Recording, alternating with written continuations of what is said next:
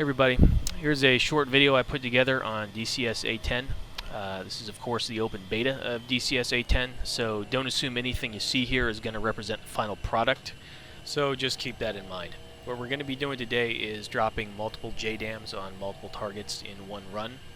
There's been a few requests on the Eagle forums and elsewhere for instructions on how to do this, and of course there's been a few really well done vids up on YouTube where people are demonstrating the technique very well, in some cases dropping 9 JDAMs on 9 different targets. So with this vid I'm going to do something a little bit different and slow it down a little bit and do it step by step so everybody can see exactly what needs to be done. And I'm also going to show you how to store your mark points in a separate flight plan so you can call up your targets at any time and you can store as many targets as you need to. In my training scenario here, I've just passed what should be my fence-in point. It's on the Nellis map, and I've got some targets out on my third waypoint.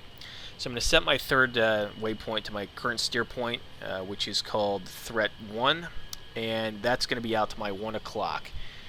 Next thing I want to do is take my targeting pod out of standby mode to air-to-ground mode and set it as SOI. So I'm going to do that now.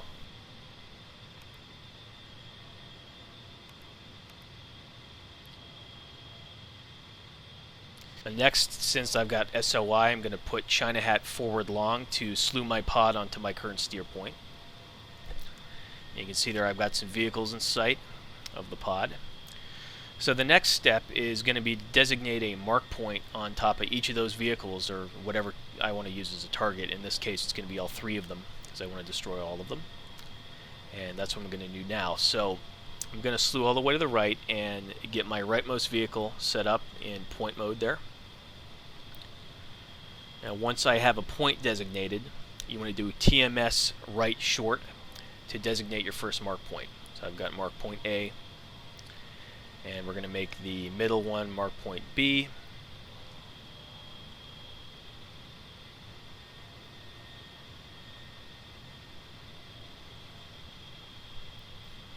And finally we're going to make the one on the left mark point C.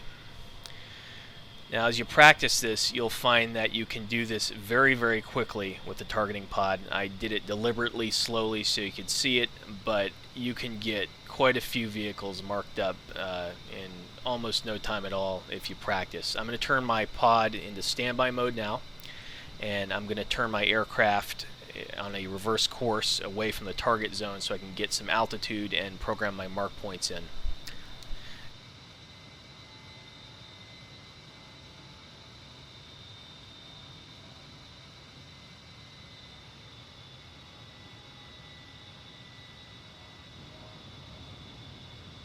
Okay, now to store these in the flight plan, we're going to hit the flight plan button on the CDU. You can see we have our default flight plan set up.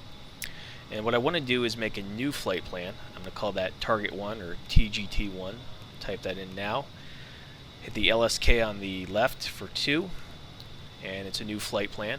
Then you want to hit FP build and do A1, B2, C3, and that's the flight plan. If I go up to my TAD after selecting it, you can see it on the map. And you can make as many of these as you want with as many mark points as you want to program in there, and that's really it.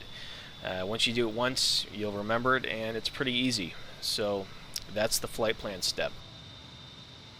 Okay, the next thing we want to do is arm the plane and go to the Dismas, select 3 JDAMs, 1 JDAM for every mark point that we made. You probably want to do this during your fence-in procedure, but I'm going to do it now.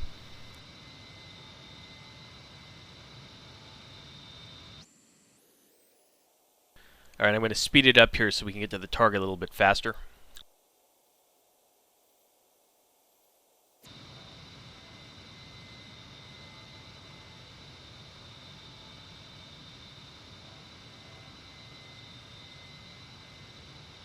One thing that you want to keep in mind here is the altitude.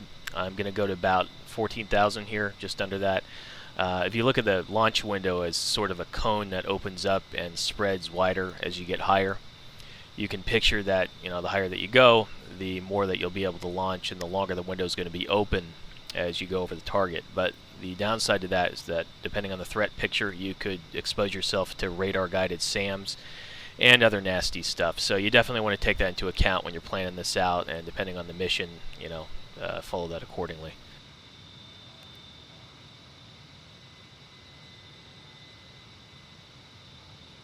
Alright, we're inbound, CCRP system's up, everything is aligned, and we're just about ready to go. Pay attention to the minimum and maximum range carets on the pipper. When those start to move rapidly, that's going to tell you that you're approaching your release envelope. Alright, window coming up.